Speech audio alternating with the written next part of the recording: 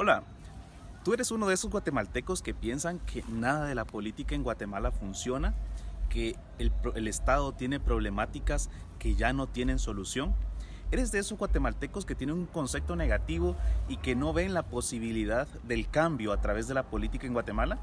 Te invito a quedarte en este espacio y que podamos discutir algunas de las principales ideas que considero son necesarias que todo guatemalteco debe saber para comprender cuál es el sistema político de Guatemala y en qué sentido o en qué estructura se enmarca toda esta acción social. Ejemplo, en las elecciones del 2015, entre votos nulos, entre votos en blanco y entre el abstencionismo de la sociedad, se llegó a un 37,87%.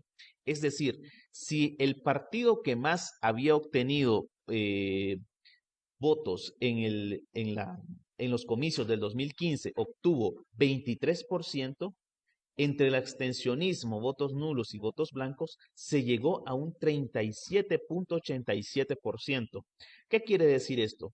Esto quiere decir que tenemos un fenómeno presente en nuestro sistema que no tiene representación jurídica, ¿sí? Pero que está determinando de forma negativa nuestro sistema.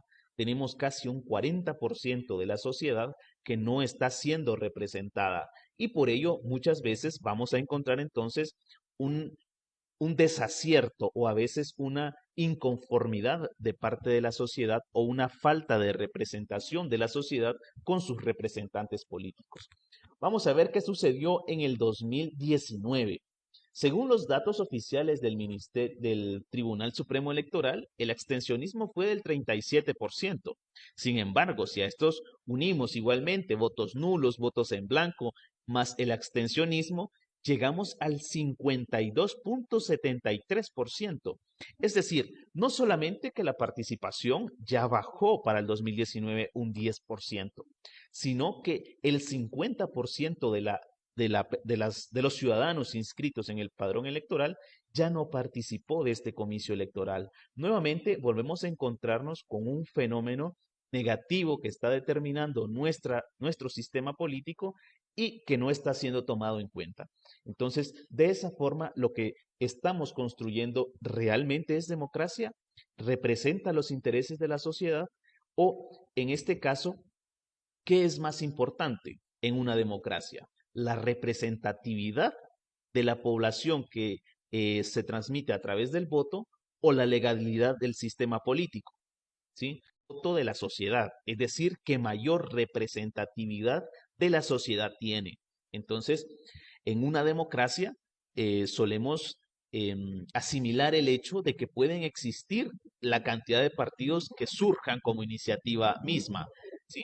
Sin embargo, es necesario, y eso es una primera idea que necesitamos desarrollar, analizar y concretar, es necesario limitar la cantidad de partidos. ¿Por qué? Porque cuando el voto de la ciudadanía se dispersa, entonces lo que solemos es perder esa capacidad de representatividad. Entonces, en las elecciones, por ejemplo, del 2015, de 16 partidos, 5 son los que aglutinan la mayor cantidad de votos o la representatividad de la sociedad. En el 2019 únicamente son 4 partidos los que van a aglutinar esa representatividad de la sociedad. Entonces, de 19 partidos, en realidad lo que deberíamos de tener son 4 para el 2019. Y en las elecciones del 2015, por ejemplo, los únicos partidos que tenían capacidad para representar a la sociedad eran 5. ¿Sí? Entonces, nos hace falta acá una forma de poder limitar esa capacidad de partidos políticos y evitar con ello entonces otros fenómenos como el que vamos a ver, por ejemplo, en este momento. Cuando hablamos de abstencionismo electoral como un fenómeno influyente de forma negativa, es importante mencionar que este aparece en el ejercicio del sufragio, cuando los ciudadanos que tienen derecho a votar no lo hacen. Lo que se denota en este tipo de casos o lo que podemos observar es la apatía participativa como un indicador del no ejercicio del derecho al voto. Si nosotros nos vamos al capítulo 7 de la Ley Electoral y de Partidos Políticos, hace referencia a la votación y en su artículo 237 del escrutinio dice que Será voto en blanco todo aquel que no represente ninguna marca o signo en la papeleta. Será nulo todo voto que no esté marcado claramente con una X, un círculo u otro signo adecuado, cuando el signo abarque más de una planilla, a menos que esté clara la intención de voto, o cuando la papeleta contenga modificaciones, expresiones, signos o figuras ajenas al proceso. El voto nulo tiene validez jurídica a efecto de determinar la repetición de la elección. Y fue en el 2015 donde la consigna más sonada fue el voto nulo. Y debido a esto, los diputados aprobaron reformar la ley electoral y de partidos políticos para legislar efectos al voto nulo intencional. Por lo tanto, si el artículo 237 nos dice a nosotros de que si hay un voto que no tiene marcada de una forma clara o certera una X u otro signo adecuado, se valida como un voto nulo, podemos entender que si el votante en la papeleta pone signos ilegibles, pone palabras, frases o insultos que sí ha sucedido en las elecciones, de igual manera toma validez de voto nulo. En cambio, si el votante no llegara a marcar la boleta y la deposita en blanco, se considera como voto blanco, pero no nulo. ¿Y cuál es la diferencia? Que los votos blancos no tienen validez y los votos nulos van a determinar si se repite la elección o no. Para que el voto nulo gane, debe sacar más del 50% de votos válidos. Y es así que se repite la elección. Pero la ley no obliga a que se presenten otros candidatos distintos y esto no tiene mucho sentido. Porque sí es cierto, se repite la elección, pero están los mismos candidatos de los partidos políticos. De la manera en que ha funcionado en otros países, pues es que el voto nulo no tiene validez. En nuestro caso, por la coyuntura que mencionamos en el 2015, se generó una demanda ciudadana por el voto nulo, pero el darle validez pues no es una solución a nuestros problemas actuales.